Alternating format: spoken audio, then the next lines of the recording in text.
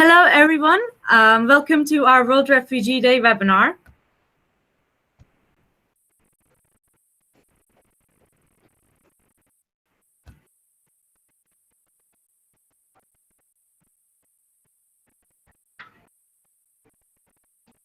Today is the last day of our campaign, and we wanted to conclude it with a webinar on youth involvement, since the purpose of our campaign was to involve members as much as possible and mobilize youth in order to create a better world for refugees. So welcome to our webinar. I will start by introducing our speakers. Me, Idil Kına, I'm your Scorp General Assistant, and I have been coordinating this campaign.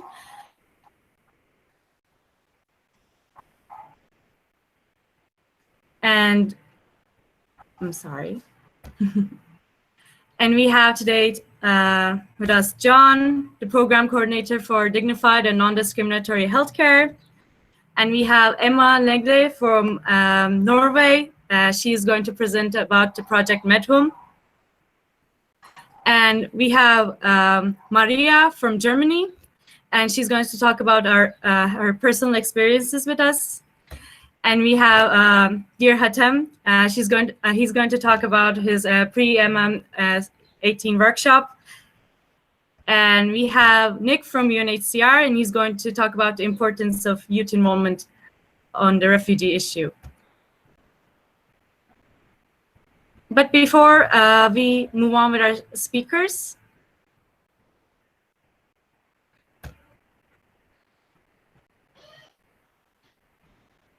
I would like to talk about the campaign a bit. So, as you might have been familiar, we had this World Refugee Day campaign that has been going on for almost a month now. And the main hashtag of this campaign was IFMSA stands with refugees. So we wanted to use this hashtag because we are a part of the With Refugees Coalition, and we wanted to add something from us, from the youth. So as the International Federation of Medical Students Association, as the medical students worldwide, we stand with refugees. And as almost all our major campaigns in human rights and peace, we had a small working group to work on this campaign. And this small working group consisted of very lovely, hardworking members. Me, Idil Kına, I was the one who was coordinating this campaign from Turkmenistan, Turkey. We had Cynthia Habib from Lemsik, Lebanon. We have Rupali Sachdev from Masai, India. This is Cynthia, and this is Rupali. We had Ahmet Saleh from IFMSA, Egypt. We have Yilmaz Can Boru from Turkmenistan, Turkey. We had Ali Kafaya from IFMSA, Jordan, and we have Nadabo Zazizi from Senegal. And so what did we do with this campaign? We always started from mobilizing members locally. So what we did first was to create this World Refugee Day mini guide. And in the mini guide, we have selected activities from the IFMSA activities database, the Scorp activities database, from our program coordinators, John and Isabel. And we gathered few activities for regarding refugee rights, and we gathered them in this mini guide to share them with our members. And also in this guide, we introduced our small working group, and we introduced the international activities that we would conduct. So these are the international and regional activities that we planned initially. We planned Refugee Talk, where we gathered experiences of our members, either in video or as in writing, their experiences working for, with, or as refugees.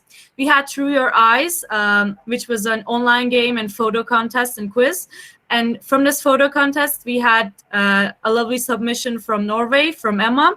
And that photo ended up being our official cover picture for the campaign. And we had the World Refugee Day Facebook event. And we are having the World Refugee Day webinar right now. And like we said, we had the cover photo, infographics, profile picture, and the website.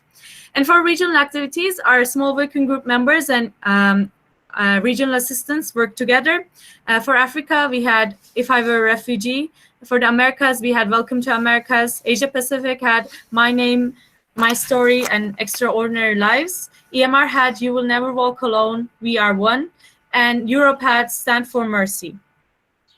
So these are just some screenshots from the activities we had.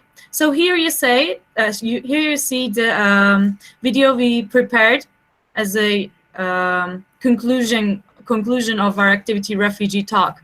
So it's a 17-minute long video, and it has images from several submitted from several members from different countries, and they're talking about their experiences working with refugees and how they joined this path, and what was their most impactful action, or what was the experience they had that had the most impact on them. And also we had a written format of this Refugee Talk, again submitted by Emma about their project. And we also had our regional activities. This is from the European activity, Stand for Mercy. This is from the African region, and this is from the Americas. And the Facebook event. The Facebook event was something we had in the World Human Rights Day also. It was a World Human Rights Day talent exhibition where members just came and share whatever they wanted, displayed their talents, displayed what they created regarding human rights. This year we did the same, but also we used this Facebook event for more than one purpose. We also had this as a platform to share interesting news that we found out, or our materials, or our ideas, opinions. So it was a very fruitful event with many contributions. And here are some of the talent submissions. The Nightwalk, Night of the Refugee from Netherlands. And we had talent submissions from Jordan, Turkey, and Senegal. And more, of course. And for social media, this is the contribution we had from Emma Langley. We had this as a official cover picture.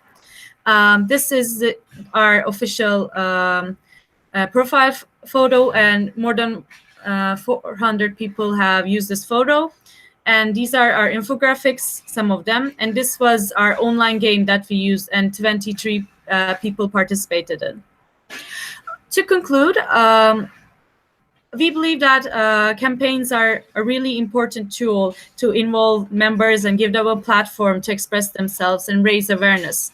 It's a great tool to mobilize, and creating the campaign with the members, having a small working group is a huge part of this involvement. And this was really important for us. And we believe that behind a good campaign, there are creative ideas, and also good communication within the team, but also within the whole organization. This campaign for me was significant because I felt like we really used the capacity and the potential of IFMSA for a really good cause to its fullest. And I really owe that to the help of not just my amazing team, but also the people I work with, the international team, and also the IFMSA Executive Board, because they are very helpful with this. Because at the end, it's all about involving the members and making the work of our members visible.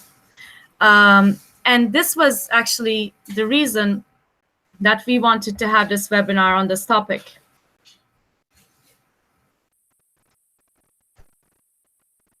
So this was actually the reason we want to have the webinar on this topic. And I'm really happy today to have all these amazing speakers who will share their experiences with us. So I'm just going to pass the mic to John.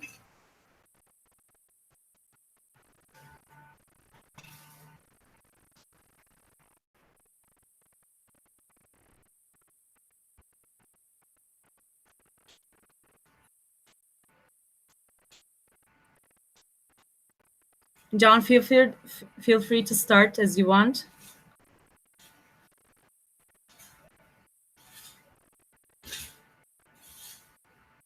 Oh, okay. As I see, John is not with us currently. Okay, till John can join again, then we can switch to Emma.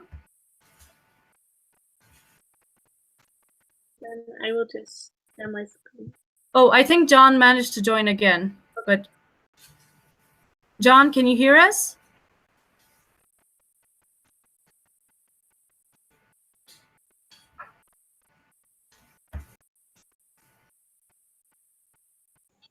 Hello, I can hear you now. Yes, can you hear me? Yes, we can. Would you like to continue with your presentation?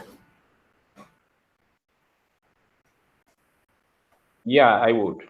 Okay, then I'm sharing your slide. Hello, everyone. I'm John Ebong, and I'm the coordinator of commemorated healthcare. Actually, I'm going to be representing my colleague, the program coordinator of the Emergency Disaster Risk and Humanitarian Action, Isabel, who is your greetings. And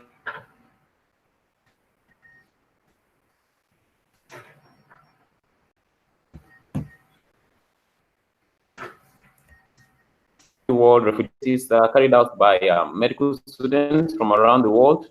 As medical students, we believe that we owe our societies, our communities, our immediate environments, and the populations around us more than just what they pay us for. You know, we have to give back to the society because we get a lot from them, and so on a lot of student-led initiatives, volunteer work, projects, campaigns, advocacy efforts, and simulations, a lot of stuff that we group under what we call activities. You know, they are targeted to a particular focus area of our work, and so this group of activities actually grouped under what we call it. And so medical student-led activities that are carried out by non-member organizations of the IFMSA. You know, every year around the world, medical students embark on different projects, and it's necessary that as IFMSA we get a full detail of what our members are doing around the globe, document it, and also keep it in the activities database. And so for now, we have about 17 programs that are enrolled, that exist in the IFMSA to be the program coordinator of the dignified and non-discriminatory healthcare. Each activity is expected to be enrolled under a program, and so all medical student-led initiatives around the globe, irrespective of the focus expected under one or more IFMSA, the focus area is going to overlap with at least one of the IFMSA programs. You know, the IFMSA programs are structured in such a way that all of the activities that medical students do in our communities are going to have similar focus areas with those of disease. Okay, and so we directly interface with the activity coordinators for each program or for each activity, sorry, locally and nationally.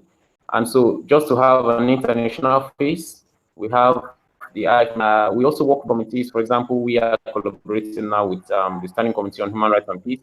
And by the way, I'm also a Scorpion, and we collaborate with other standing committees, for example, Standing Committee on Public Health, to do stuff like this. For now, programs, but at the end of the term, unfortunately, some programs will cease to exist as a result of the clash of the focus areas of some programs. Some of the programs actually don't have well-defined focus areas, and so we worked on that, we've aligned them, and some programs are going to be meshed. You know, it's going to cease to exist after this term, and to make room for very specific focus areas and outcomes and methodology for each of our programs. I think I'll talk about that later, but for now, this is the World Refugee webinar. The webinar to mark the World Refugee Day, and I won't want to bore you with so much of that talk, but basically there are just two programs under IFMSA that have focus areas to deal with refugee health and rights, and one of them is the dignified and non-discriminatory healthcare, and another is the emergency disaster risk and humanitarian action, which Isabel heads. And I'll be sharing with you the focus areas of these programs, but I'll start with that of Isabel, which is the emergency disaster risk and humanitarian action. One of the things that we believe we're supposed to do and focus on under this program is to invest in prevention of disasters. Now, these are natural occurring disasters, and many are man-made, human-made, and that's why we have refugees, because refugees don't just decide to move out of their countries, they move because of conflict. And so these are man-made disasters. And for us to actually respond and be reactive or proactive to these, we must act with enough skill, enough information, and enough capacity building in order to tackle this. And so that's what the emergency disaster risk and humanitarian action programs is all about. They empower future healthcare professionals, those are medical students now, to address disasters when they come up. They do this through simulations, they do this through campaigns, trainings. We have the international training on disaster medicine. We also have the healthcare and disaster training, which they also do. They do a lot of webinars. They create resilient and safe health systems. They're also involved in a lot of advocacy efforts with local agencies, with national agencies, national government, all in a bid to ensure that when disasters happen, or if they happen, we are well equipped to also play our own parts and offer our own quota in alleviating or ameliorating the situation. Okay, so the scope of this activity, or of the activities enrolled under this program, include international trainings. They could be campaigns, they could be webinars, they could be projects, they could be write-ups and stuff like that. Now, a landmark project of the Emergency Disaster Risk and Humanitarian Action program was the International Day for Disaster Reduction that was undertaken in October last year, specifically on October 13th. And on this day, it was used to raise a lot of awareness about the state of disasters around the world. Of course, we know about the migrant situation. We know about the refugee situation around the globe. We know about those natural disasters that easily occur. And actually, the response is actually generally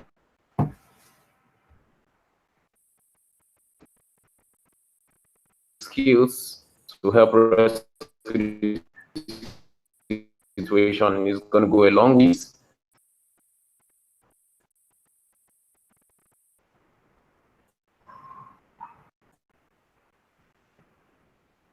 And so we can easily salvage the situation. Now, the dignified and non-discriminatory refugee and migrant rights. Actually, we believe that we are supposed to have a world where the rights of refugees are well respected. We know that refugees actually, when they flee, they don't flee for fun. They flee because they are running away from a disastrous situation in their ancestral homes. And one thing that is very needful is actually access to help, which is a basic human right. It's a fundamental human right and should be respected. It should be given, and not just given, it should be given with dignity and without prejudice. And so we try as much as possible to advocate for the rights of refugees. We try to speak up for refugees just as we do through this webinar. And broadly, the dignified and not has vulnerable. Our activities enrolled under these programs are targeted at vulnerable populations, talking of disabled people, talking of refugees and migrant health, a lot of disabled people, the deaf community, the blind community. We also address health inequities, and we also talk about prejudice and discrimination. So every activity that is enrolled under the dignified and non-discriminatory healthcare is targeted at these three broad focus areas. And so anything regarding refugee, migrant health, anything regarding indigenous populations, structural prejudice, anything, we try to lend our voices to see that the world is a better place. And so I would like to speak for just a few minutes about a project which was undertaken by Belgium Medical Student Association. the Belgian Medical Students Association. Actually, I chose this activity to talk about because it was an activity that is outside the status quo.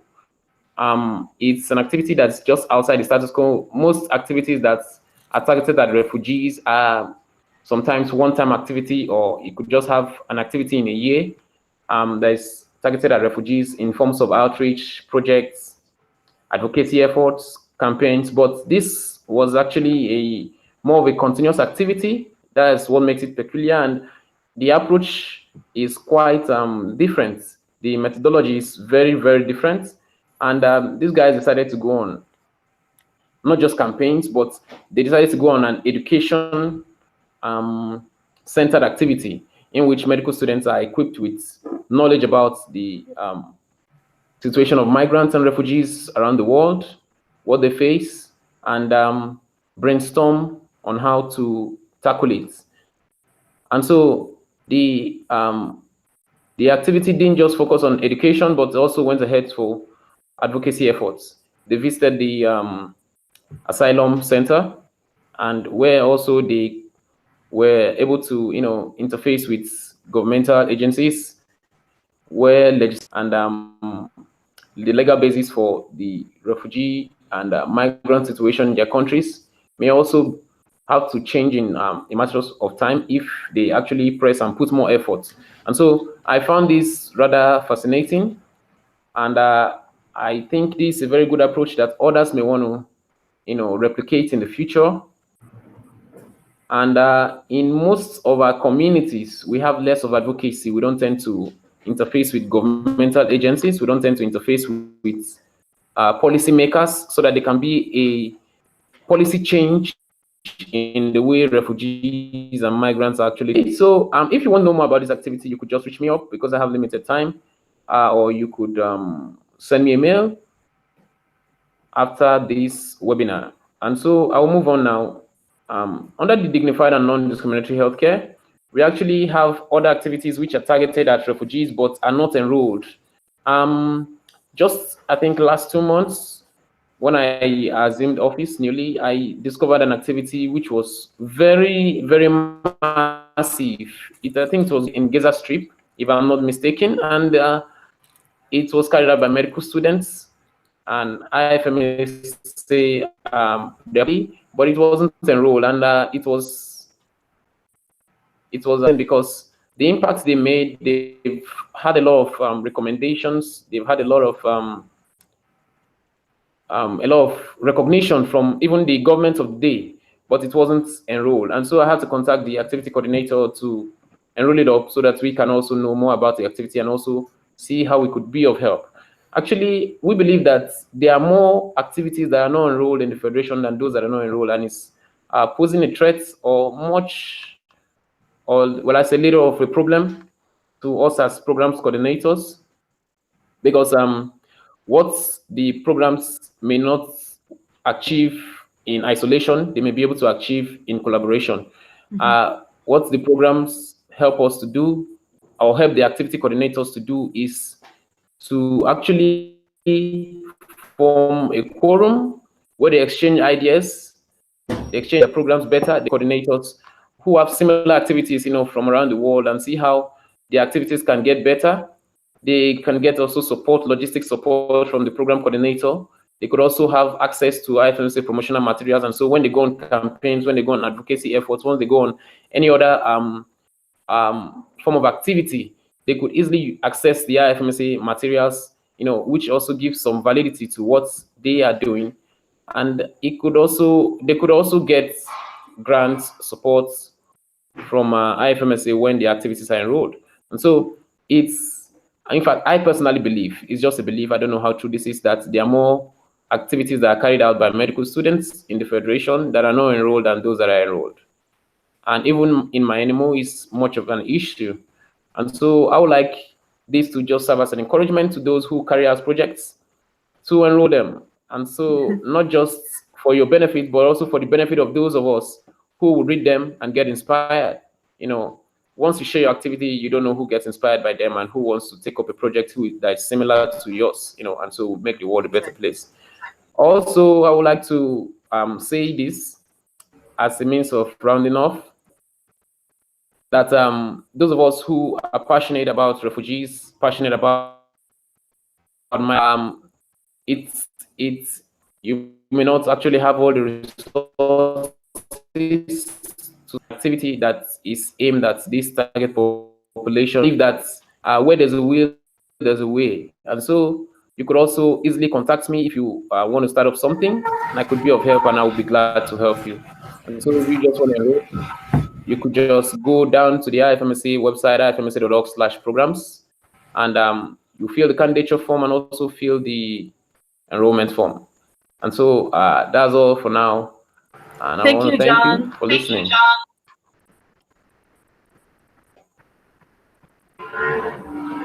Now we are moving on with my own voice. Now we're moving on with Emma. Emma, would you like me to share your slide, or? I think I can do it. Just okay. let me know if it's not working. Okay.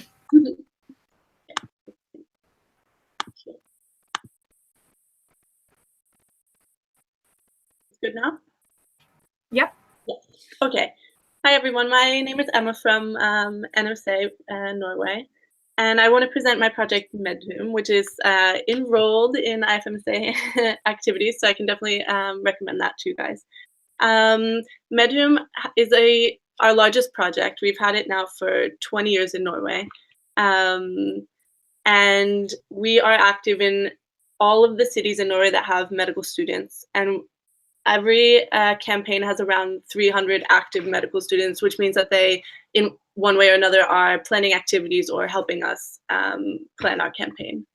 The vision of MedRoom is to partner with humanitarian organizations to spread the word on important topics that we think that medical students should be aware of, to inspire medical students in working with these issues in the future, to create safe areas where they can discuss maybe difficult issues within humanitarian topics.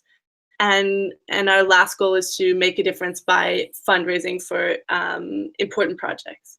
So every second year, humanitarian organizations apply to us, and we look through all of the applications, and the board chooses out 3 projects that all Norwegian medical students can vote over.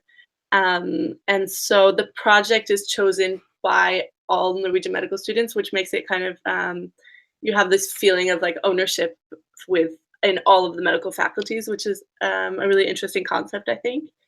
Over the last 20 years, we have raised almost 2 million euros, and we're hoping that this year we'll be able to reach that 2 million euro goal.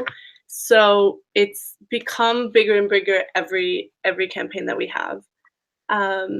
This year, we started last year a partnership with UNICEF, and we really, really like this idea of no lost generation.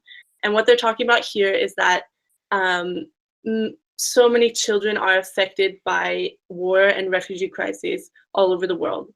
And UNICEF believes that every child should have the right to a safe childhood. So we've been using this no lost generation hashtag, as well as the idea that children are, all children are equal, and that you don't need to label children as migrants or refugees. They're children with the same rights as all other children. So the project that we're supporting this campaign is called the Makane Project. Makane means my space. And what they're talking about is giving these children a safe haven where they can have access to psychosocial support, to informal education, and to life skill training, as well as water, sanitation, and hygiene, so that they have what they need to be able to build up a stable daily life wherever they end up.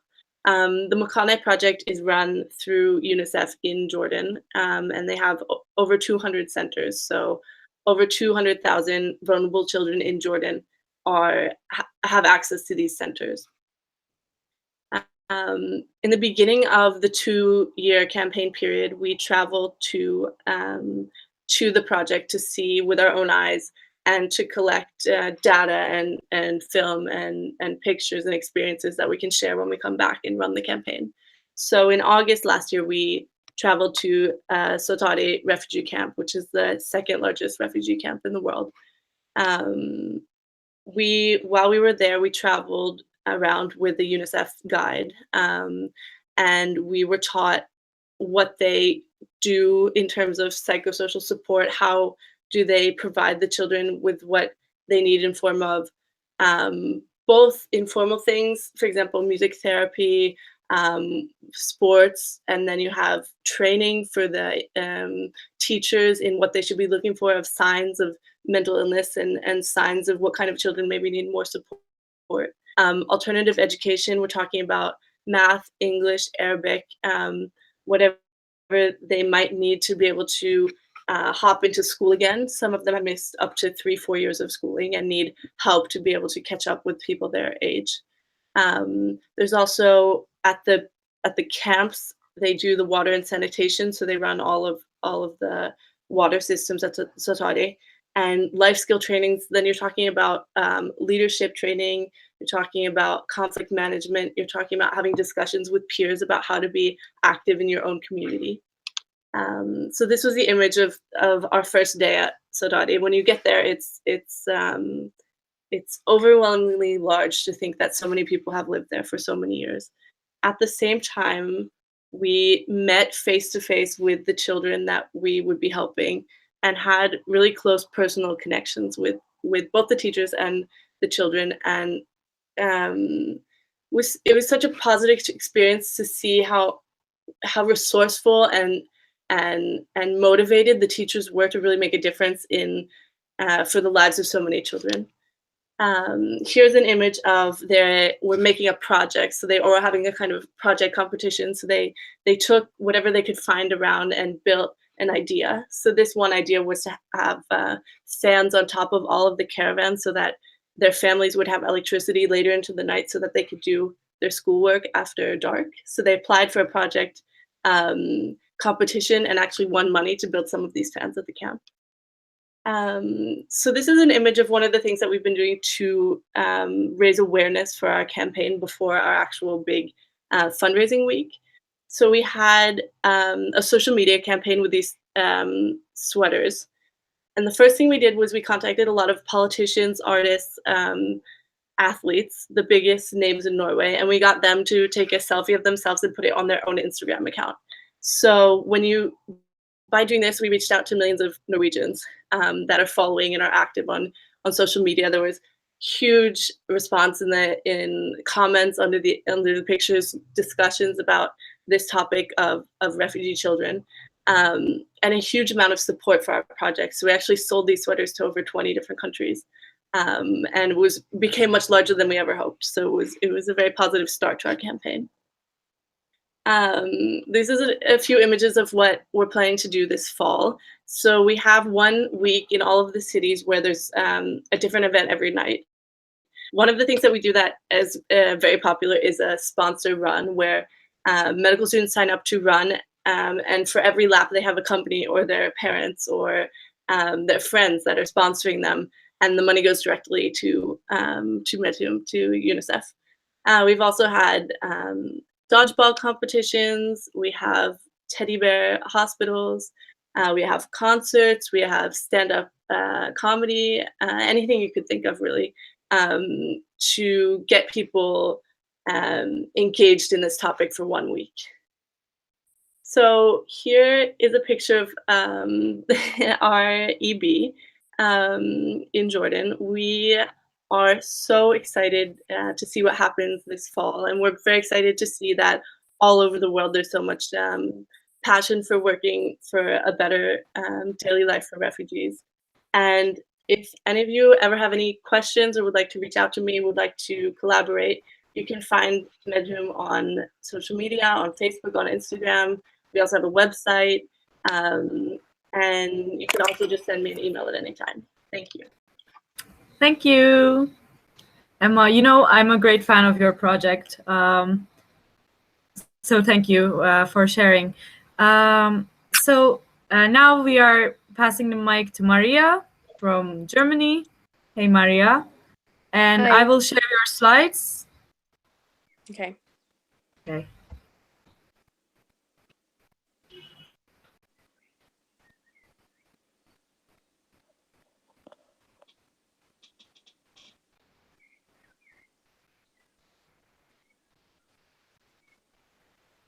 Okay.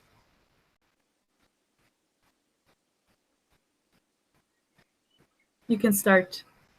Okay. So as Idil previously said, I'm Maria. I'm from BVMD Germany, and I'm here to talk to you about my personal experiences working with and for refugees. Since I live in Germany, as I said, and Germany has been one of the countries that received a large number of welcomed a large number of refugees for the past 3 years. A lot of programs and initiatives have been initiated for the purpose of helping refugees on different levels, meeting different needs of theirs. I'm going to focus today on programs and initiatives that either have been initiated by youth or are being mainly led by youth, and with whom I had a personal contact. They are not specifically IFMSA projects, they are just youth projects at large in Germany. So the first ones are the academic welcome programs that have been initiated by multiple universities. One of them is my university in Frankfurt, where they focus on a target group of refugees, like young people who want to either start or continue their studies in Germany and German universities. And they support them by giving them free courses, German language courses, math, science courses, in order for them to help them integrate faster in both German society and German universities, and to help them achieve their goals faster. All of these courses are being taught by volunteer German students, or students of these German universities, not particularly German, but they're all young people who have volunteered freely their times. And these academic welcome programs have witnessed a huge success in multiple cities, and a lot of refugees, as a result, have been able to start studying and working for their future. There also have been a lot of mentoring programs started. The ones that I have had contact with or have worked with have been directly targeting girls and young women. They cover a wide range of spectrum, being like taking young children to parks, museums, amusement parks, or helping them with their homework, or talking to teenage girls and young women about their identity of their imagination about or their identity of what does women mean to them, what does empowerment of women doing to them, what does feminism mean to them. Medical students have been also active in these kind of mentoring programs, talking to young girls about mental and sexual and menstrual health and physical health all around. So, and these also mentoring programs have been going on for more than 3 years, and they have been really successful. Specifically for medical students, there's a lot of programs where they, like Medinetze and health buddies, where they accompany refugees. The focus is to help refugees get the best medical treatment and medical attention that they require. So they always have translators on hand. They assign medical students to a specific refugee individual, so they accompany them to all their medical appointments to help them explain to them what the different medical procedures and medication are, help them understand and translate for them. Specifically, bilingual medical students are active in these kind of programs. They are active in a lot of German cities, and they do really good work. Psychosocial initiatives led by mainly young people, where they talk to all ages of and all refugee groups about the difficulties they are facing in Germany, the good and the bad, the culture shock, and they try to offer as much support as they can. The second thing I want to talk about is medical missions that German medical students have been participating in abroad. A lot of German, ideally you can go to the second slide. Sure. Okay, exactly. So German medical students have showed a lot of initiative in that they have initiated and registered medical mission societies, like a relief organization. They have started it, where they enable medical students before they even finish their studies to take part in medical missions abroad, like Salam Health Foundation, where they gather donations and send medical missions and send medical students on medical missions to Jordan and Lebanon twice a year or maybe thrice a year. They cooperate with international relief organizations, humanitarian organizations like Flying with American Doctors and Syrian American Medical Society, and they go there and work in the clinics of these refugee camps, Zaatari camp and Azraq camp, and they offer medical attention and medical treatment.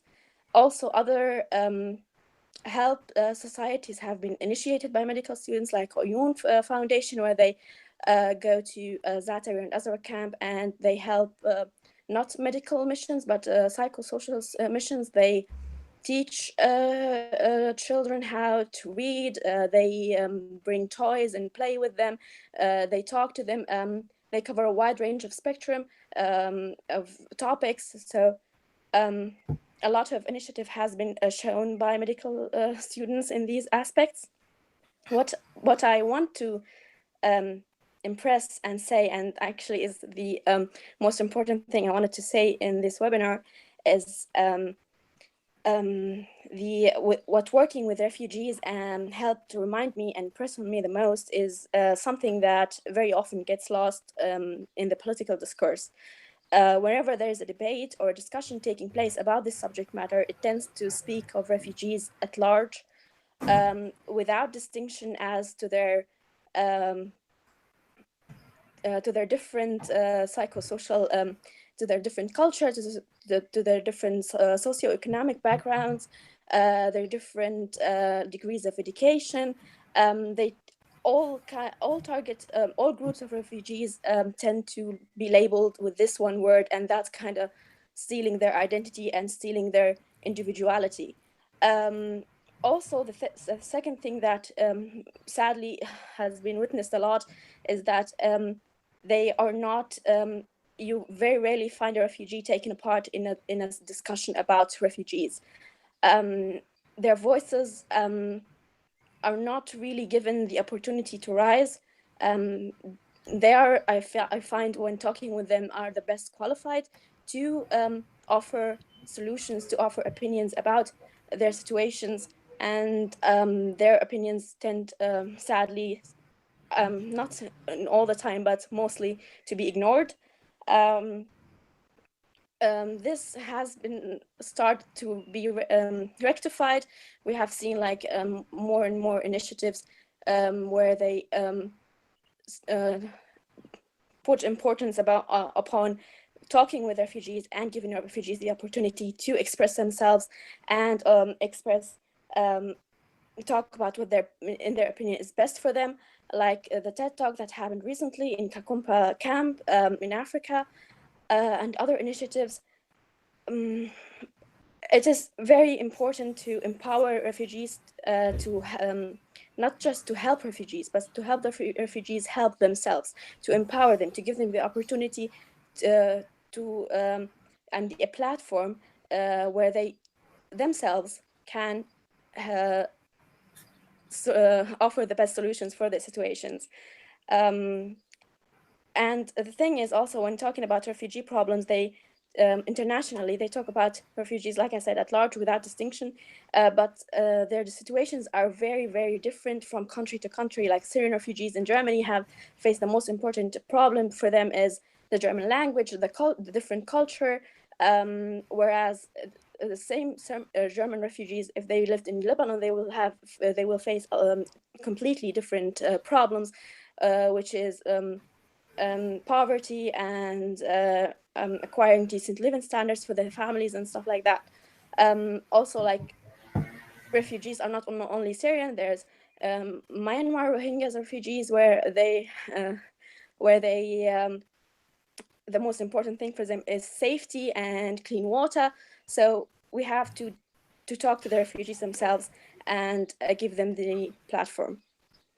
That's from my part. I'm gonna give back to Idil. Thank you. You're welcome. And since it's actually good that you just bring up psychosocial situation of refugees at the end of your part. So because we have Hatem next, and he will talk about his Pre-MM18 workshop. Hatem, are you with us? Yes. Yes, I am. Okay. Would you like to share your own screen? Yes, I'll do that. Okay, cool.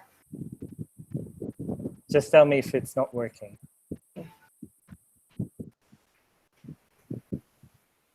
Okay. So hello, everyone. My name is Hatem Alaa Marzouk. I'm a psychiatrist by training and a specialist of mental health and psychosocial support. I also happen to be an IFMSA alumnus, actually literally more than 10 or 11 years ago now. And I'm very happy to be present with you today in this webinar to talk about a review of our pre-March meeting 2018 training workshop on refugees, mental health and psychosocial support. In fact, the main motivation for me to organize or to apply to organize this workshop was giving back to IFMSA. And there was no better opportunity than the GA coming to the country where I'm currently working and based. So I thought it was a really good opportunity for people, for medical students in particular, to get to know more about the MHPSS as a concept, and how can they, as medical students who are interested in mental health and global mental health issues, can participate in something that is relevant to their interest. And this is us in the workshop. Actually, when I was applying, I wasn't really sure if somebody will apply. Hatem? Yes? We can't see the other slide. Okay, so yeah, I switched it now. Can you see it? Can you see it now? This is like, I see your initial slide, okay. Like the first one. Okay, I can see the second one now. Okay, is it clear enough? Yes, but it's not on the presentation mode. Okay. Can you see it now? But it's still not on the presentation mode for me. If you want, I can share it. Okay, that would be terrific. Okay. Okay, just give me a second.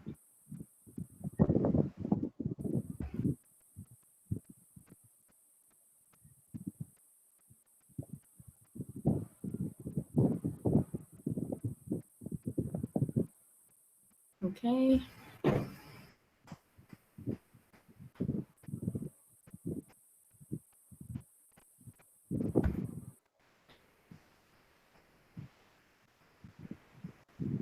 Wait, just let me check. Okay. Okay. Then you can. I'm at your second slide right now with your group photo. Yeah. Okay, I can see. So yes, I was saying that when I first applied to organize this workshop, I wasn't really sure if somebody will be actually interested, because it's usual that there are certain training workshops that are very attractive to IFMSA students in the international GAs that give them some certificate or authorization to carry out trainings in the future.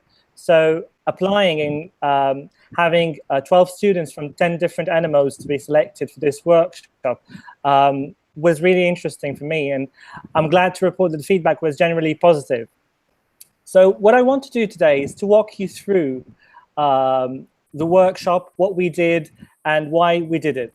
So moving to the next slide, what is mental health and psychosocial support? Mental health and psychosocial support is any form of support that could be given to promote and protect psychosocial well-being and to prevent or treat mental disorders. In settings such as refugee and forced displacement settings, the social and psychological problems that people may experience in emergencies are extremely diverse. And from my experience in the field, the exclusive focus on traumatic stress may lead to the neglect of many other key mental health issues and psychosocial issues. As a psychiatrist by training, I worked for an international NGO to consult for a mental health and psychosocial program that was the implementing partner for UNHCR in Egypt. And it was very clear that not every refugee has or develops significant psychological or mental health problems. And most people show the resilience that enables them to really cope relatively well in situations of adversity.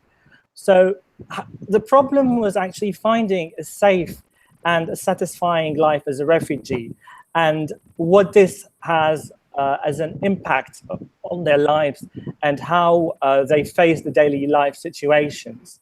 So what I was thinking of when I was formulating the learning objectives, which is the next slide, is that what would really benefit medical students if they are exposed to an experience that gives them more information about mental health and psychosocial support. So from my previous experience in IFMSA and from my medical training, there is often a gap between what is social and what is medical. So my learning objectives were focusing mainly on allowing medical students to understand the mental health and the psychosocial consequences in the immediate aftermath for refugees and asylum seekers population, and to create positive attitude change and interest towards refugees and asylum seekers' mental health rights. So I've heard some of the previous speakers speaking about trainings on disaster medicine, about the medical emergencies and disasters, but as usual, unfortunately, the mental health is often forgotten or deprioritized when we speak about the global perspective of emergencies and health situation in emergencies. So I was also keen on engaging the participants in a global participative exercise that would enable them to practice the learned skills and the information as a follow-up on the training. And this is what we've been doing on a daily basis in our training workshop. There were small working groups to help follow up on the workshop and see what could be done next in the individual NMOs and local committees. And finally, what was really important was to conduct a primary training on the Interagency Standing Committee Guidelines on Mental Health and Psychosocial Support, which is basically a set of guidelines that have been agreed by different agencies working in humanitarian situations with UN agencies and different players in the humanitarian field. So we focused mainly on the mental health aspect of the interagency guidelines and on psychological first aid. So moving on to the training days, and the reason I'm sharing the particular agenda of the training days is that I'm hoping that people who have participated in the workshop and people who are watching us today could be inspired to carry on similar workshops and similar training events. So this is just to give an idea about how things were running and how things ended up. So for the first day, we spoke about some definitions, some statistics and case studies about who is a refugee, what is the difference between a refugee and an immigrant, some statistics about the numbers of refugees in the world now, number of refugees in different regions.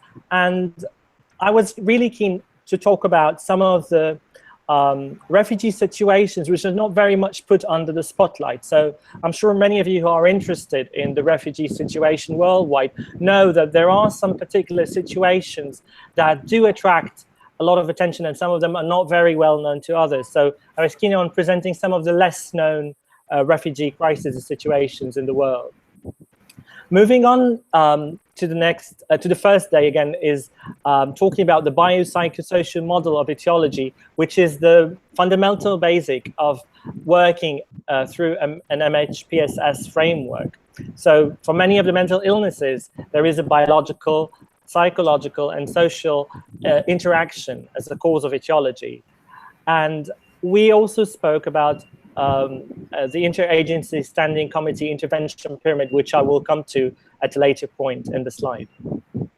On the second day, we talked about the culture and mental health, because mental health is one of the really interesting fields of medicine where there is a very strong interaction between culture and biology. And I would say that this day was, in IFMSA language, a joint session between SCORE and SCOF, because we literally spoke about different aspects. So we spoke about the mental health and psychosocial support for SGBV survivors, the sexual and gender-based violence survivors. We spoke about interviewing people in distressing situations, how to carry out and conduct an interview that would be helpful to get to support people in difficult situations. And we did some practice and role plays on the intervention layers of the IAC intervention pyramid. Again, we finished the day with some of the discussions and the work on the follow-up activities that we were planning for during the workshop. And on the final day, we had an external from St. Andrew's Refugee Services, which is an international NGO working with refugees in urban settings in Cairo, in Egypt. And we discussed more about the advocacy for the refugees' mental health rights and having them in a camp setting, which is quite different, of course.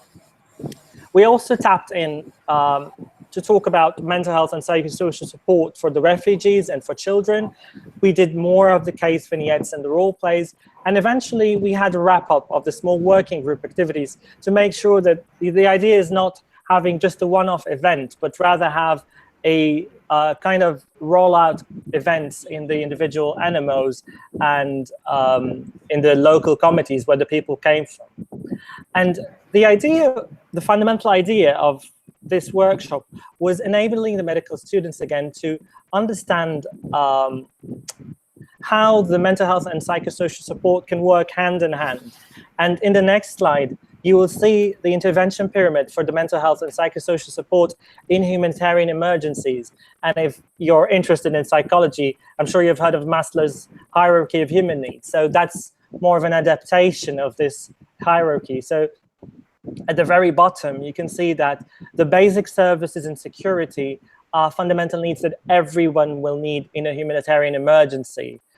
Some people will need or benefit from community and family support, and that's the second level of intervention.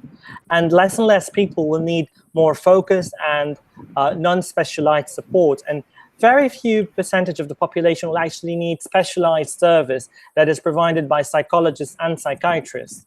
And the moral of this is that there's a lot that could be done from people in different communities to support the refugees and provide MHPSS to refugees in difficult situations without having to be very technical or have a very high sophisticated degree in psychology or psychiatry. So what we did was to adapt different intervention throughout this pyramid and work on some of the activities that could lead on, could follow up the lead that students got in this workshop. So far, there has been an article that has been written and is sent from our side to MSI, which is the IFMSA newsletter. And so far, there have been some of the individual campaigns by students who participated in this workshop to do some fundraising for the activities that they do have in their workshops. Some of the students have carried out trainings based on this workshop in their own NMOs, and we were happy to receive the feedback from the individual students, and we worked as a group to support the individual trainings that they have done in their NMOs. And we are anticipating more editions of the same workshop and similar trainings in the local and the national events that should follow up later on. In conclusion, what I would like to say is that young doctors who are interested in global mental health and policy have a strong ground to be involved in MHPSS activities. Look where are the MHPSS activities are being done or carried out in your country, what initiatives are being done in this area, and there will be something that you can contribute. And now it's the time to talk about the mental health for refugees, not just about general health, but specifically about mental health. Thank you very much for having me today, and I'm hopeful that the presentation was helpful and it inspired you to do something about it. Thank you very much. Thank you. Now we're moving on to Nick. Nick.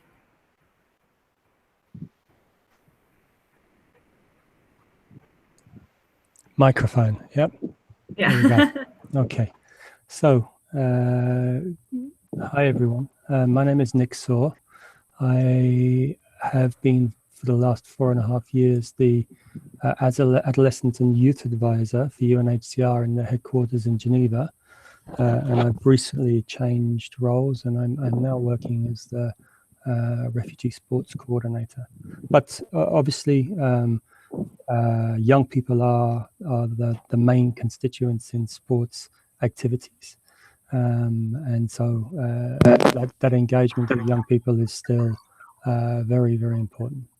So I have a short presentation.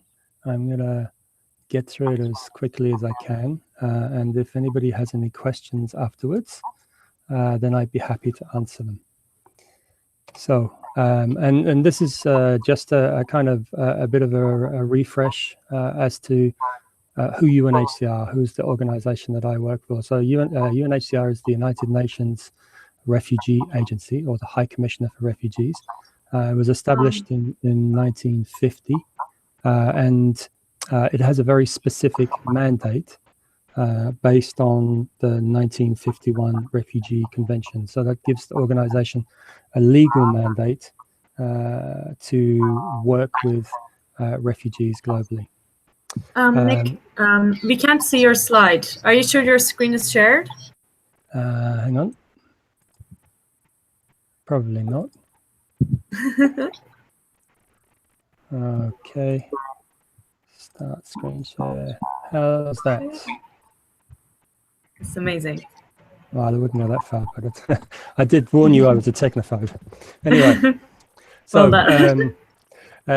so the UNHCR's mandate since 1950 was renewed on a kind of 5-year basis. But in 2003, obviously, the General Assembly realized that the refugee crisis or the refugee situation wasn't going away, and so the time limitation on UNHCR's work was removed until the refugee problem is solved. And here we are in 2018 with more refugees than at any point since World War II. So UNHCR's mandate is a kind of threefold mandate. It's protection, assistance, and solutions, and essentially that means legal protection from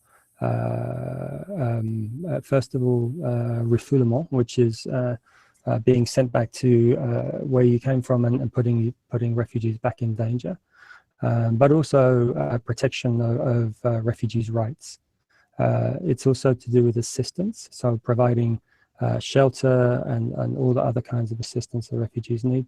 And solutions is the third core part of UNHCR's mandate. And when we talk about solutions, traditionally we talk about three main solutions: local integration, voluntary repatriation back to a refugee's country of origin.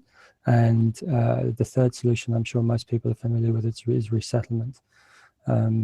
Much more frequently now we're talking about comprehensive solutions, which is really supporting refugees to access their rights no matter where they are. UNHCR has an additional mandate on issues concerning statelessness, and for people who are interested in statelessness, there is a lot of information out there about stateless people, and UNHCR's work in that area. And because of our expertise in working with displaced populations, refugees, UNHCR also has a key role in working in many internally displaced persons situations. So that's a kind of broad overview. And these figures will just give you some idea of the numbers of people we're talking about. These are taken from the recently launched UNHCR a global report on the refugee statistics. So the total of forcibly displaced persons, 68.5 million, up from 65.9 last year. Refugees, 25.4 million, and within that category of refugees, 19.9 million are under UNHCR's mandate, and 5.4 are Palestinians under the mandate of UNRWA. And that leaves us with 40 million IDPs and around about 10 million stateless, or an estimated 10 million stateless persons worldwide.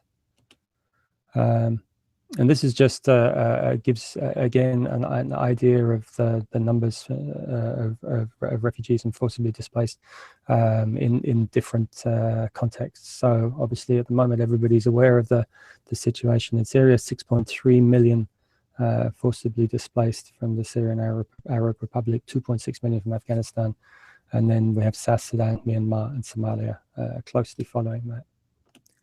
Okay. And I guess we're here to talk about youth. So where do young refugees fit into this picture? If we think about the global youth population is around about 18%, and if we consider that 85 to 90% of the world's youth population live in the global south, and 85% of refugees live in the global south, we're talking about a lot of forcibly displaced youth. UNHCR statistics tell us that just over 50% of all refugees are under the age of 18, so they're legally children. It's 52%. And this causes us with, or leaves us with, you know, huge challenges. And I think it was Maria earlier who was talking about the No Lost Generation initiative in the Middle East and North Africa region, led by UNICEF and UNHCR and a number of other partners. But we find a situation frequently now where we're not losing just one generation, but we're losing a generation of children, and we're losing a generation of youth or young adults as well. So youth are an important demographic because they are the now, and they are the future. And if we think about the potential for rebuilding after conflict, then we really need to ensure that young people have the capacities and capabilities to lead and be an integral and central part of that process.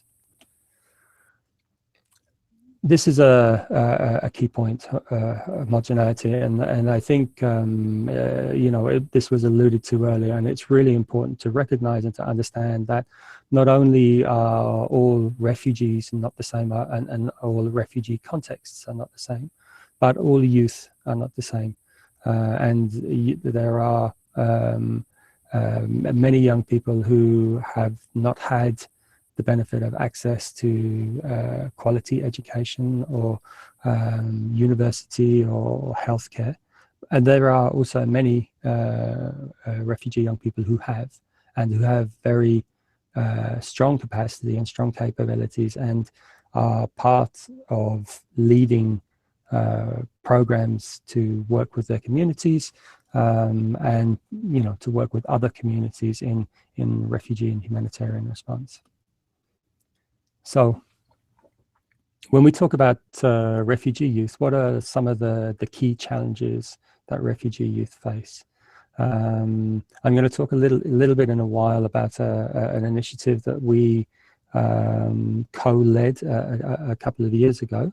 But these challenges that are highlighted here are many of the things that refugees themselves tell us are, refugee youth themselves tell us are the key issues that they face.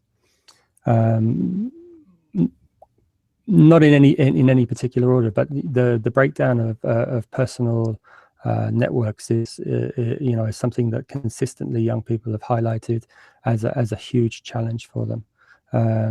The relationships they have in their countries of origin before they're displaced are hard to lose, and it's very difficult for them to rebuild the kinds of personal networks in their countries of asylum after displacement takes place. So for many young people, also especially for adolescent girls and young women, parents and families are overprotective. There are increased incidences of sexual and gender-based violence. We'll talk a little bit about some of those kind of challenges in a minute.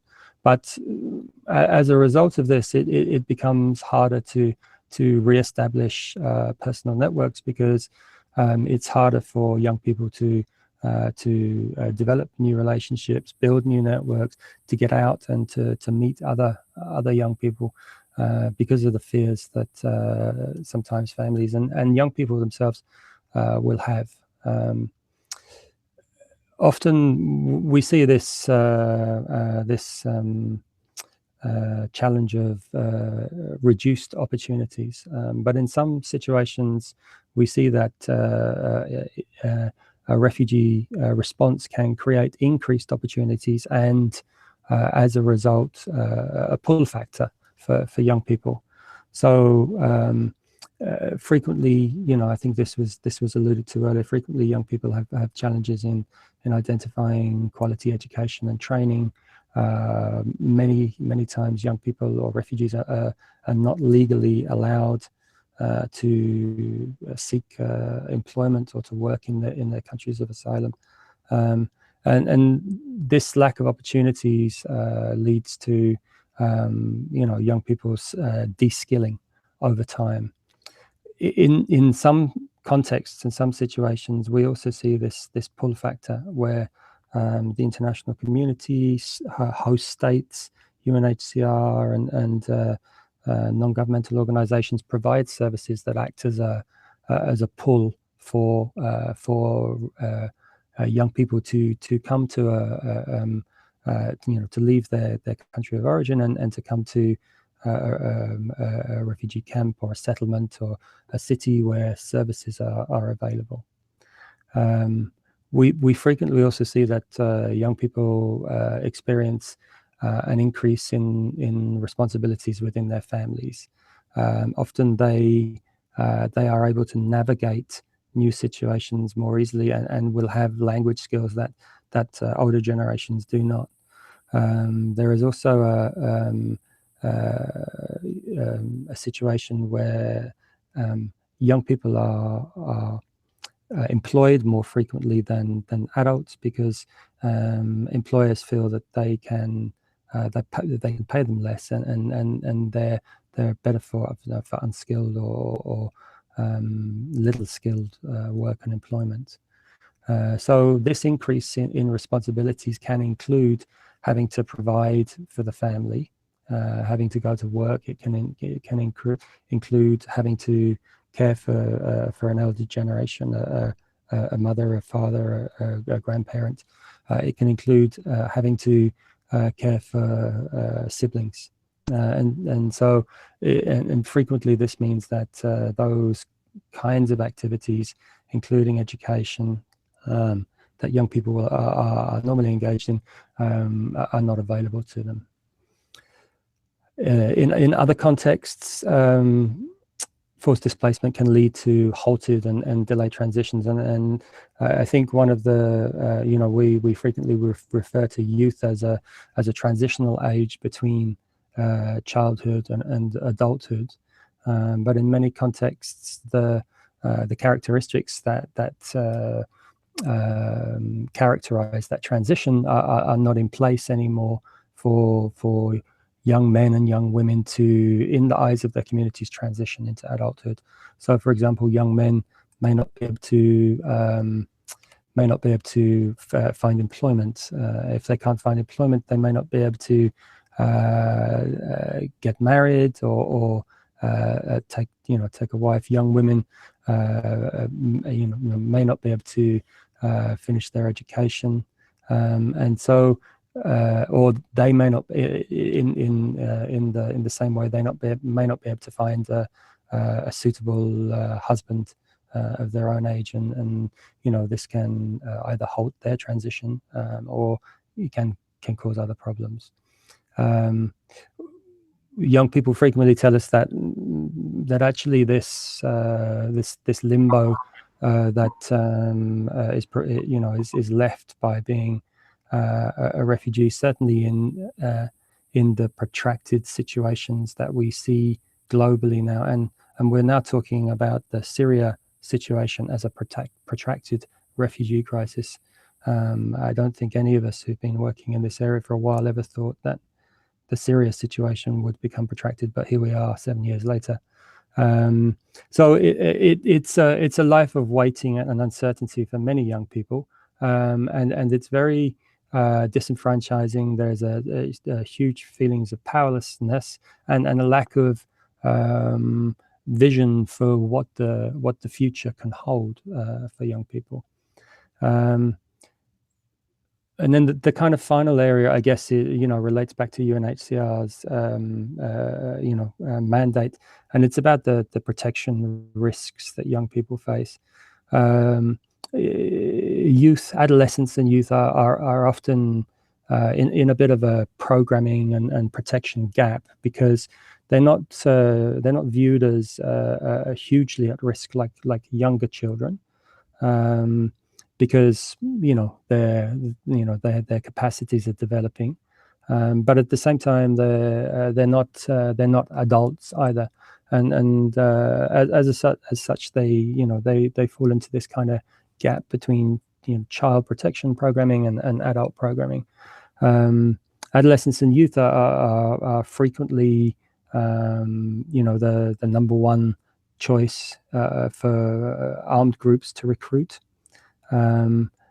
Child marriage is a huge risk or a huge challenge for many adolescent girls and young women, and families will often choose to marry an adolescent girl or a young woman in their family as itself as a way of protecting them from other risks, such as sexual and gender-based violence, even if it means marrying them to a man who is much older. And then exploitation, certainly through the labor market and many other ways. So when we talk about protection for youth, we see that youth engagement plays a huge role in the protection of young people, of youth within their communities. And we like to think about a continuum of protection for children, adolescents, and youth, right from birth through our child protection programming, through adolescence and youth into adulthood. And when we think about the Convention of the Rights of the Child, Article 12, we talk about the voice of the child, and it's essential that throughout that continuum of protection, that young people have a say and are engaged in their own protection. That's how much of a say they have and how engaged they are will depend very much on their evolving capacities. So whilst traditional child protection programming for younger children may be a little bit more prescriptive as we work with older adolescents and youth, then it's very much we like to think about how we provide them with opportunities to engage in formal education, non-formal activities that can support their development and help them to be an active protection actor in their own life, protect themselves and their families and their communities. And so we look at two main approaches, and the positive youth development approach and a youth involvement approach, and both of these approaches place young people at the center. The positive youth development sees the engagement of adolescents and youth within their communities and how the learning that they gain from that engagement supports their development. The youth involvement approach is much more about the positive impact that young people can have through involvement in their. So it's much more about the positive impact that young people can have within their communities and the broader lives through their engagement in community activities. So when we think about youth engagement as a protection tool, then very much we like to think about and we like to work towards supporting youth to engage in their communities through community-based protection approaches and community activities, and really to support the idea that youth can be active protection actors. And I think that sometimes, as much as it's important to work with young people to engage in their communities, it's also important to engage communities to work with young people within their communities. And the same thing can be said for humanitarian staff. Often humanitarian staff are very engaged in the activities that they have on their agenda, and young people, youth and adolescents require a little bit more space and time perhaps than they're used to working with NGOs and adult leaders within the community. And so the opportunities are often missed. So now I'm just gonna talk through briefly 3 different youth engagement initiatives that we have been working on over the last few years, and then we will then I'll open up and see if anybody has any questions. So the first initiative is called the Youth Initiative Fund. It's a program that UNHCR has run globally for the last 4 years. And the aim of the Youth Initiative Fund is to provide groups of adolescents and youth, forcibly displaced, IDP, refugee, and stateless adolescents and youth with opportunities to develop projects that address protection risks within their community. So, for example, in one context, a situation may have both Christian and Muslim communities displaced together, and there may be some lack of cohesion between the communities. The young people concerned identify that community cohesion is a challenge, and so they develop a project to address this. Each year, UNHCR puts out a global call for proposals, and young people, groups of young people, develop proposals based on the idea of engaging, innovating, and supporting, the protection needs of their communities. Each year, a number of projects are selected. So 62 projects have been selected in across 32 different countries since 2014, and young people have played a number of different roles, and I think that when we look back across the reports that come from the groups of young people who developed the projects, and we talk to the NGOs that support them and the UNHCR staff, the young people have played a huge amount of roles. Not only have they designed, implemented, monitored, and evaluated the projects, but their engagement in the intricacies of the project has been huge. Often they also supplement the work of UNHCR and partners, and this is really important because often these young people have access to parts of the community that humanitarian actors do not, and so the value added of these kinds of initiatives can be huge and can have a huge multiplier effect. So youth identified and referred vulnerable persons in need of to organizations providing assistance and support. And this, for example, there was a program in N'Djamena in Chad, where one of the groups developed a help desk, a telephone help desk, and vulnerable members of the community could phone the help desk, and the young people manned the help desk, and then identified through a standard operating procedure the organization or the UNHCR partner or the UNHCR person who would be best to contact to provide the assistance and support that the specific individual or group needed. We find that young people are frequently disseminating vital information with their communities on available services and resources. And an example of this is a project that was developed by young people in Lebanon, in the north of Lebanon, and the group conducted a number of activities for the community, but they realized that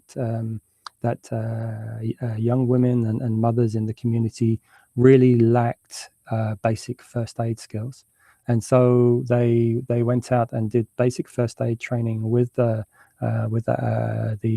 young women and mothers in the communities, and really supported them to understand, how to look after basic first aid issues with young children and their families, and to help them to understand where they could access further services if those services were required. This speaks nicely to Hatem's point earlier, but we worked with a group of young people in Tongagara refugee camp in Zimbabwe, and the group there developed a peer support and mentoring program where they acted as psychosocial first aiders for community members and new arrivals to the camp. And during the follow-up training, we found that many of the community leaders really wanted to join the psychosocial first aid training because they'd seen the benefit in understanding the stresses and how to work with that stress within their communities. And so just this small little project that these young people developed ended up having a huge impact across the community because the whole community understood better the issues of stress and how stress impacts on individuals within the community. So, I mean, I'm not going to go into each one of these in any more detail, but as you can see, the roles that young people play through these types of projects have very strong and meaningful impact within the communities. Not only that, but it also it has a dual purpose in the sense that it helps the leaders and the older generation to understand that young people really have a very important role to play. And on top of that, it builds the efficacy and the self-confidence of the young people who participate in the projects. They really hugely benefit from playing an important role in their communities. So that's the Youth Initiative Fund. This year we have around about 30 projects, and again, they're across countries globally. Okay, so I mean, the main outcomes, as we see it from the Youth Initiative Fund thus far, have really been these some of these things that I've talked about already. Engaging with young people directly really helps to realign the way that UNHCR partner staff and our country offices view young people and engage with young people on protection and assistance projects in refugee situations, and that's hugely encouraging because as I said earlier, resources are limited. UNHCR and NGO partners have a limited reach, and young people within refugee communities often have a much greater access than we do. So engaging them from the UNHCR side and understanding that they have some very strong capabilities to offer is hugely beneficial.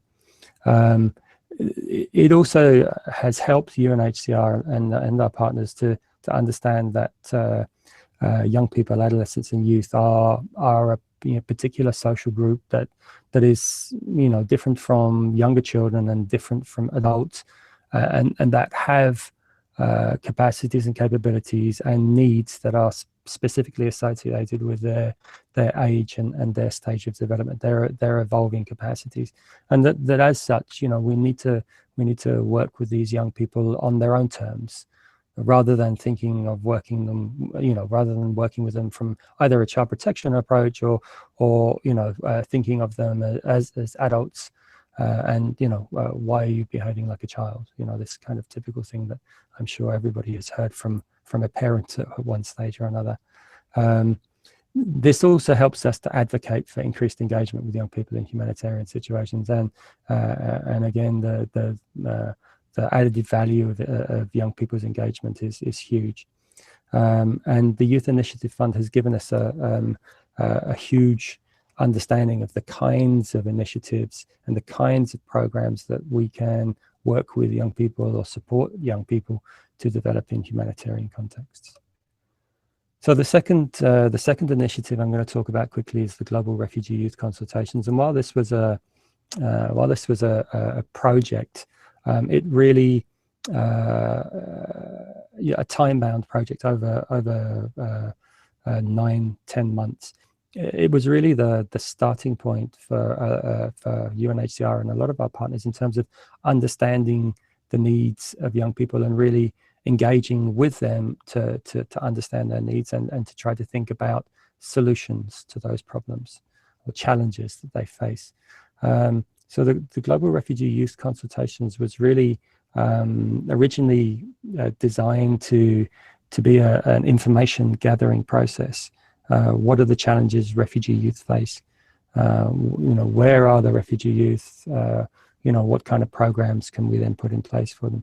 But as we thought about it and as we developed the concept, it became clear to all of us involved that really this needed to be a youth engagement and a youth-led process, and it needed to be a two-way process in terms of us learning from them the challenges that they face, but also us helping to them to then use some of the methods that we have and some of the tools that we have at our fingertips to think about the solutions to those problems and to build their capacity in the area of really analyzing the challenges, picking things to pieces, and then identifying solutions. So as you can see, there was nearly 1,500 young people engaged.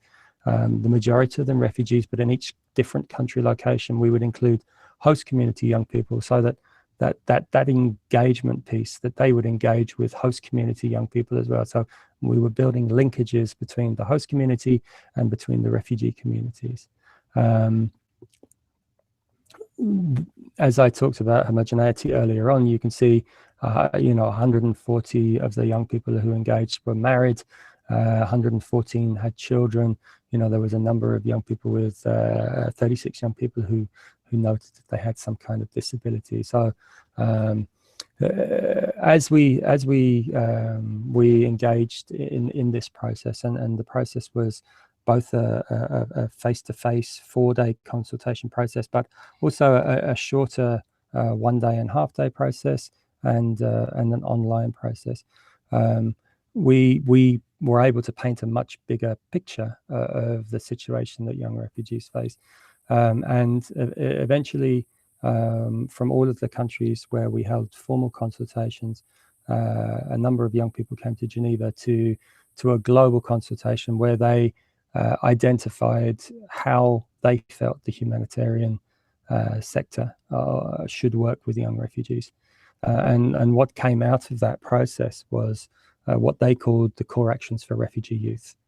And these core actions really are meant as a holistic way to engage and to work with and for refugee young people. For those of you who are familiar with humanitarian architecture, we work in clusters or sectors. So in refugee situations, we work in sectors, but in other humanitarian situations, they have clusters. The idea of the core actions for refugee youth is that they cut across sectors and that they are a holistic response to the issues that refugee youth face. So, for example, core action 1 is about empowering refugee youth through meaningful engagement. And as a part of that, we need to support their leadership, their decision-making. We need to support them to advocate for themselves and to participate in decision-making processes. Core action number 2 is about recognizing, utilizing, and developing the capacities and skills of refugee youth. And we deliberately stayed away from talking about education because it's a standalone sector, but thinking much more broadly about what are the capacities and capabilities that youth already have, because no refugee youth comes to a situation as a blank page. Everybody has skills, capabilities, capacities that they bring with them. How do we recognize those? How do we utilize those? And then how do we build on that through formal education, through non-formal education, through skills building, through capacity development workshops, and through employment opportunities. So for those of you who are interested in learning more about the core actions for refugee youth, you can find them online. You can simply Google core actions for refugee youth. They're on UNHCR's website, or you'll also find them on the website of the Women's Refugee Commission, who was our main partner, along with a lot of other NGOs and community-based organizations in this process. Okay. And so the third initiative I'm going to talk about is the UNHCR Global Youth Advisory Council, and you see there, this is the Youth Advisory Council last December in Geneva with the High Commissioner for Refugees, and they just all participated in the High Commissioner's Protection Dialogue, and the specific conversations at that time were around the Global Compact for Refugees, which is, as I'm sure some of you are aware, in the process of being developed at the moment. So the Global Youth Advisory Council really was to build on our work in the Global Refugee Youth Consultations, to really take this understanding of youth engagement and youth participation to a new level, and you know, to show that UNHCR understands that, you know, as the point was made earlier, refugees' lived experiences are often the most valid experiences in terms of providing information about the challenges that they face and their needs. And so a Global Youth Advisory Council, as an independent advisory group linked to UNHCR, provides the organization with advice and feedback on the issues that young people face in refugee contexts globally. And there are 15 young people engaged in the Youth Advisory Council from different contexts. But it also acts as a mouthpiece for their communities, and this group of young people have engaged and sought the opinions of their communities and brought those opinions consistently to Geneva to discuss them in global fora. One of the main areas where the group have been involved over the last few months has been in the Global Compact for Refugees. They participated in the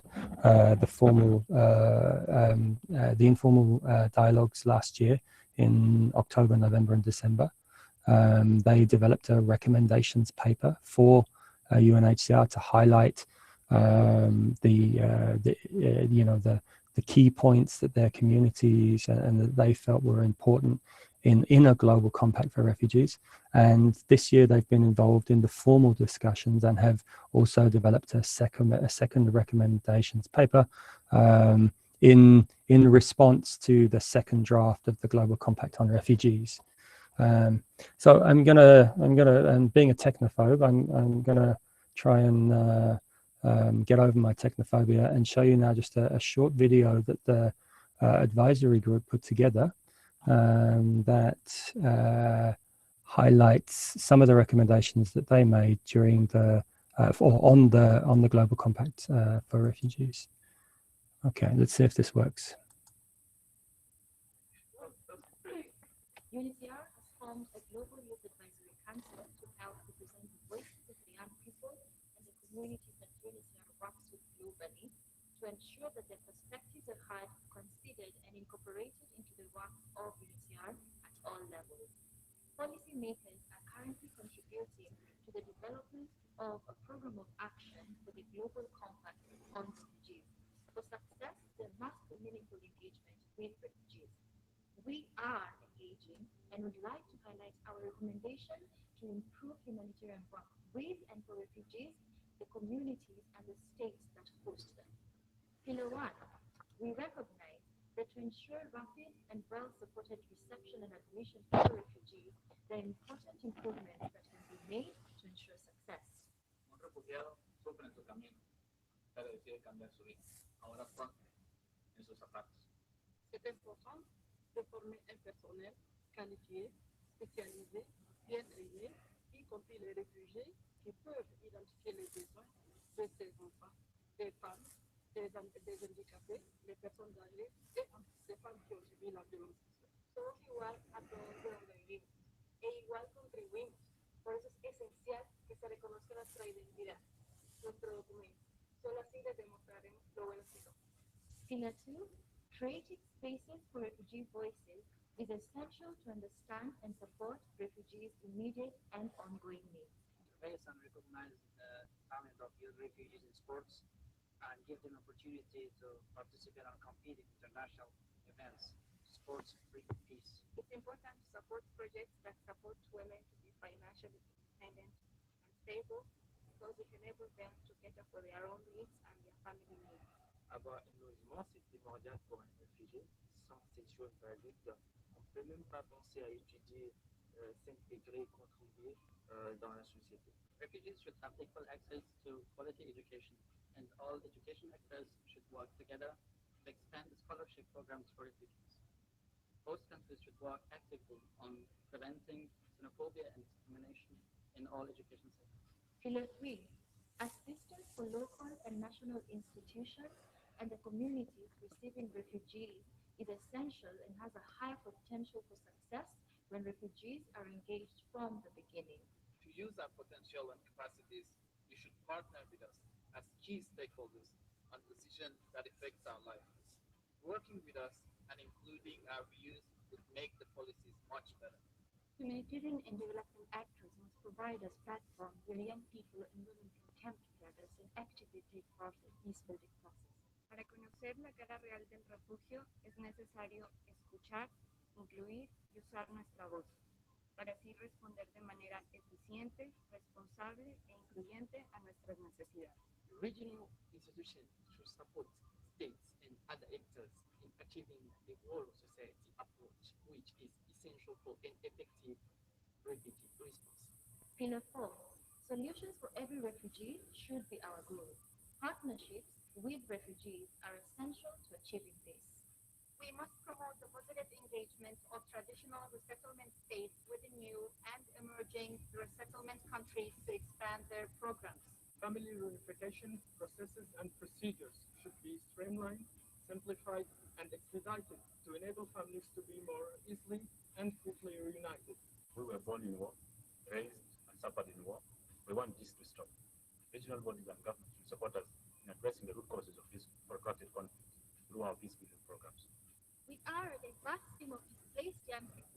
committed to listening to and representing other refugee youth and their communities more broadly.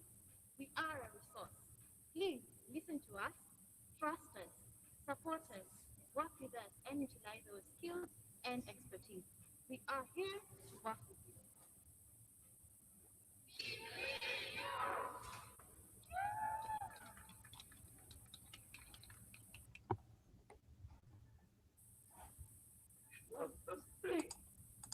Okay, so that's just a short video that the Advisory Council developed to highlight their recommendations for the Global Compact on Refugees.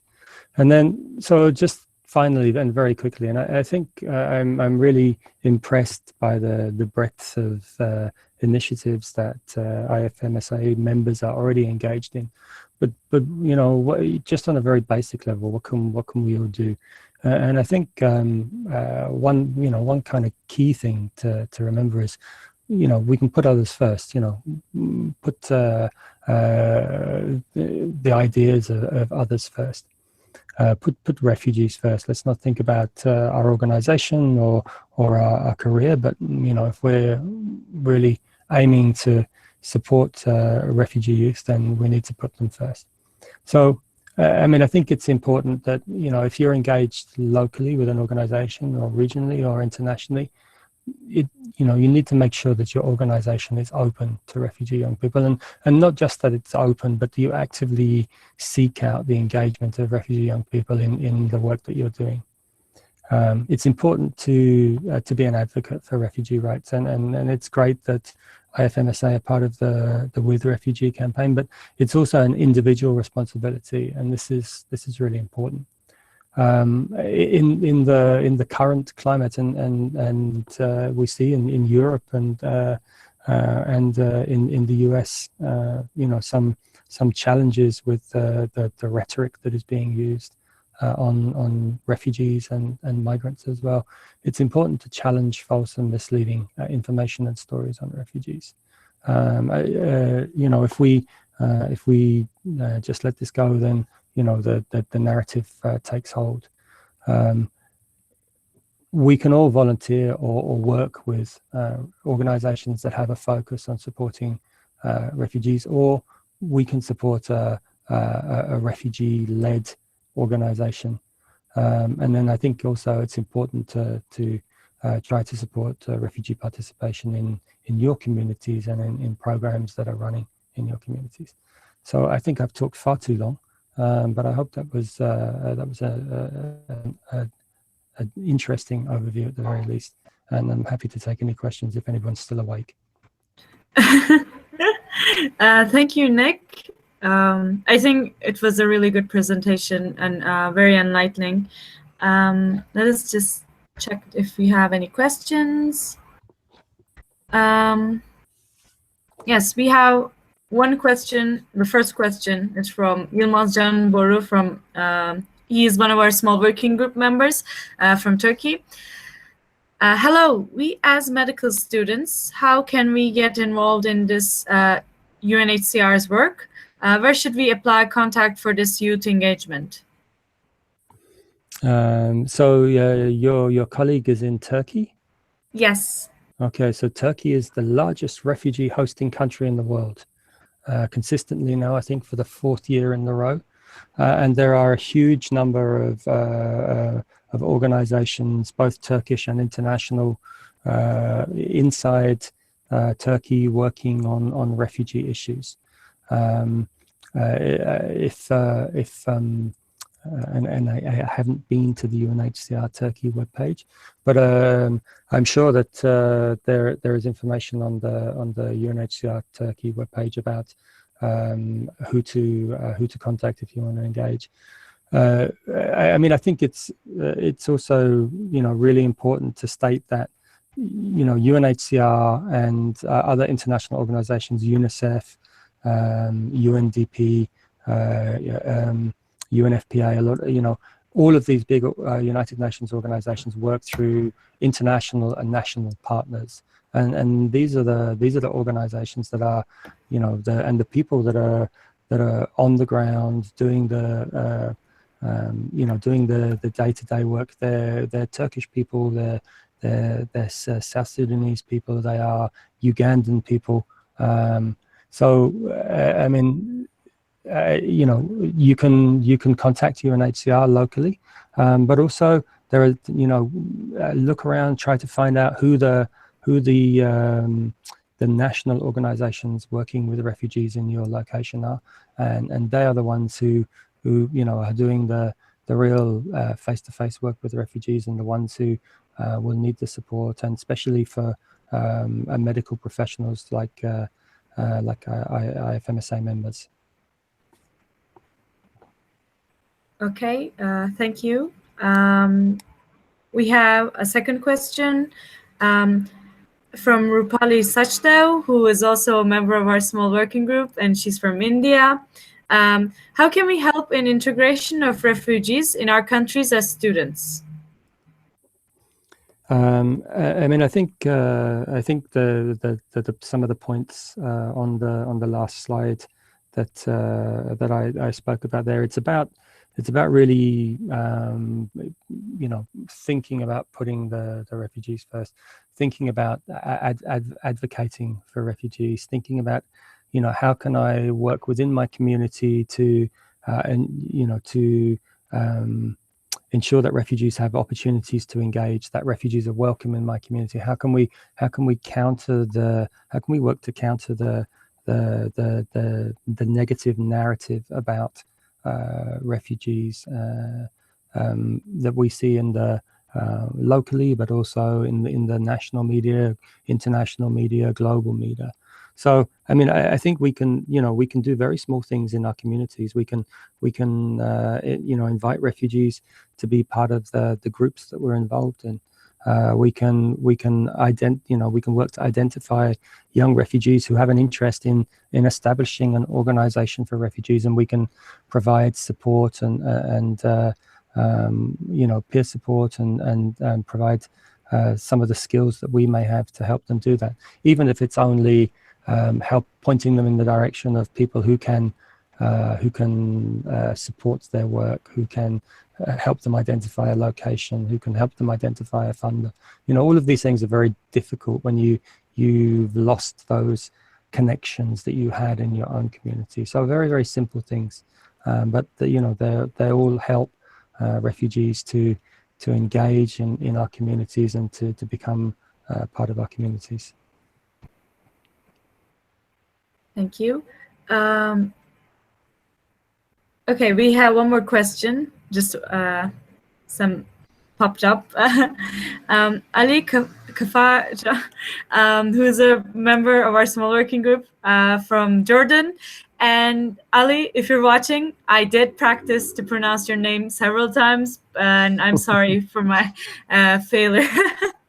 But yeah, and he's asking, any idea on how to tackle the issue of racism against refugees in the society when raising awareness about their rights, advocating about them? Like, for example, being attacked by some society members when you're raising awareness.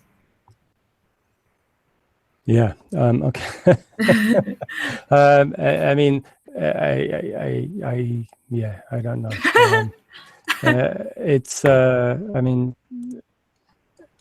It's important to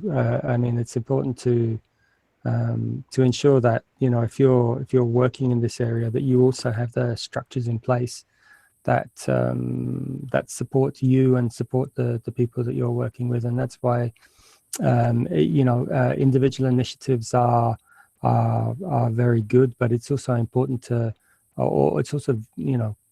good to seek the advice and support of an organization that is already working in this area, that has relationships with individuals, organizations, the state infrastructure that can support and advise and provide training. The capacity to do good is huge, but also when we talk about protection, we also have to make sure that as humanitarian actors, we are protecting ourselves as well. So I would say that really try to seek out the support and advice of organizations that are already working in this area, who can support, who can provide follow-up support if it's needed, and we'll be able to advise perhaps on strategies that may be effective, and advise against strategies that may cause harm to those who are advocating on refugees' behalf. Okay. Can I just comment? It seems on like the last question? we don't have any questions at the moment, but before we close off, I just want to revisit the campaign and the small working group, because we had a lot of viewers to join us since the beginning of our campaign. So I'll just briefly summarize the campaign for them. And if you're watching now, feel free to write down more questions till I finish. And also you can ask questions to everyone. Emma had to leave, but Maria is still here, John is here, Hatem is here. So yeah.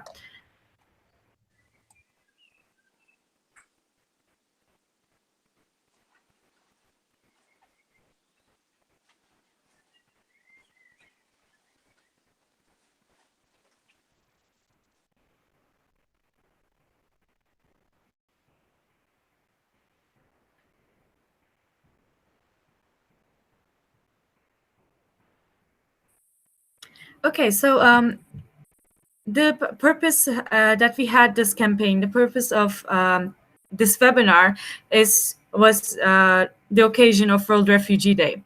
And as IFMSA, we have our international campaigns on the topics that we want to raise awareness of. And this year we had our campaign for World Refugee Day, and the name of our campaign was World Refugee Day 2018, IFMSA stands with refugees. And the reason we selected this name, this hashtag, was that we are a part of the With Refugees Coalition as IFMSA, and as medical students worldwide, we advocate for the rights of refugees and we stand by them. We are the allies of refugees. And as all of our major campaigns, we have created a small working group, a team of passionate scorpions to work on this campaign. And I will introduce them now again to you. Edil Kuna, me, your Scorp General Assistant and the coordinator of the small working group from Turkmenistan, Turkey, Cynthia Habib from Damascus, Lebanon, Rupali Sachdev from Messiah, India, Ahmed Saleh from IFMSA Egypt, Yilmaz Jambor from Turkmenistan, Turkey, Ali Khafaja from IFMSA Jordan, and Nada Bouazizi from Senegal. And a small working group is really important because the topic of this webinar is member involvement. So what makes IFMSA is its members. So, and everything we do, we want the signature of our members in it. And this was our main principle throughout the design of the campaign, and also throughout the design of this webinar. And the best way to involve members to our campaign is by involving them to its design. So what we have done briefly again, we've started with the local campaigns, created the World Refugee Day mini guide from the activities we got from the Scorp activity database and the IFMSA activities database. And we got activities from the program coordinators also. In this guide, we also introduced the small working group members and our international and regional activities. And here are our international and regional activities. We had Refugee Talk, where we gathered our members' experiences. We had Through Your Eyes, the online game and photo contest was applied. The photo contest, the winner was Emma Langley's MedRoom project, and it later was made into our official cover picture. We had the World Refugee Day Facebook event, and we are having the World Refugee Day webinar, the youth involvement. We also had our regional activities because mobilizing the region are really important for our member involvement.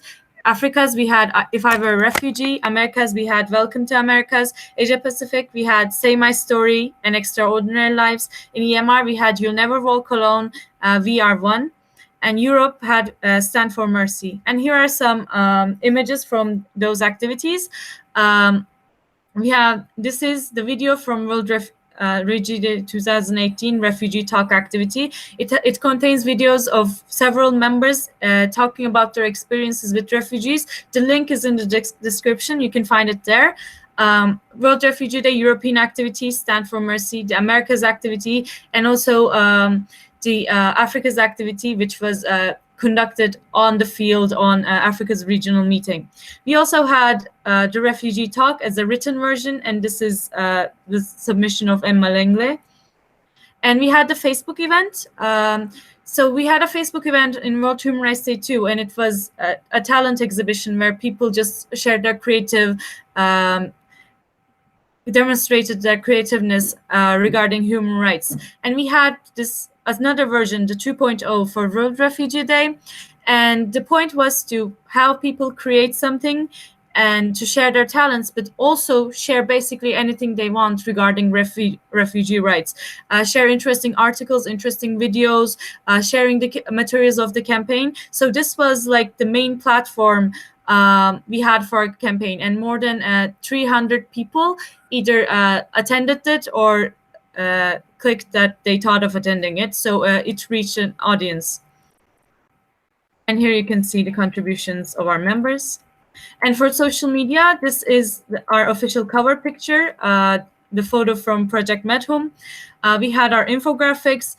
We had World Refugee Day in Someone's Shoes online game, which 23 people attended.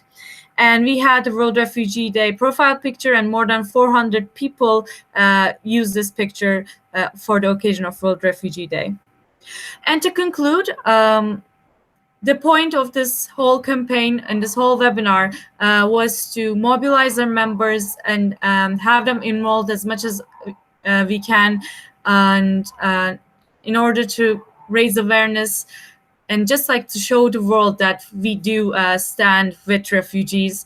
And how we achieved this was to try new and creative ideas as much as possible, and to conduct a healthy, good communication with our members, the members of the small working group, and the people we work in IFMSA in order to achieve all of this. The small working group, they did a really good job, and they were really active, because if you don't participate on what you create yourself, it doesn't have as much as impact as you wish. So they did a really great job. But also the people we work with, the Standing Committee on Human Rights and Peace International team and the IFMSA Executive Board, they were really helpful on unleashing the potential of our federation, because we have amazing platforms that we can make our voice heard, such as the platform we are using right now. And with good communication and letting our creativeness, by implementing the ideas of our members and trying as much as we can to involve members, we can achieve a lot of great things, and we can lead great change in the world. So again, I want to thank each and every speaker I had today, because I think this was a really good webinar. This webinar was the definition of member involvement at some level. We had young people, medical students together, and we had amazing professionals with us. So thanks to each and every one of you. Thanks to each and every one of my small working group members, the IFMSA International, the SCORP International team, and every member who participated in our campaign, and every member who is watching this webinar. Before I conclude, I'm just going to check if we have any more questions. Yes, we don't have any. But we have lovely wishes from our lovely members. So thank you, and thanks to everyone who is working for this federation, but everyone who is working to make this world a more just and a more fair place. And just thank you. Speakers, do you have anything else to add? Would you like to add anything? Yes? No? Okay. Hatem has a lovely smile on his face. Okay, then. And since we don't have any questions, again, thank you all for watching. And make sure to check out the description of this video. This video will be recorded and you will be able to find it on the IFMSA YouTube page, but check the description because the useful links are there about the things I mentioned regarding the campaign. I'll also try to add the link of the video that Nick shared and other materials regarding the webinar. And thank you for joining us. Goodbye.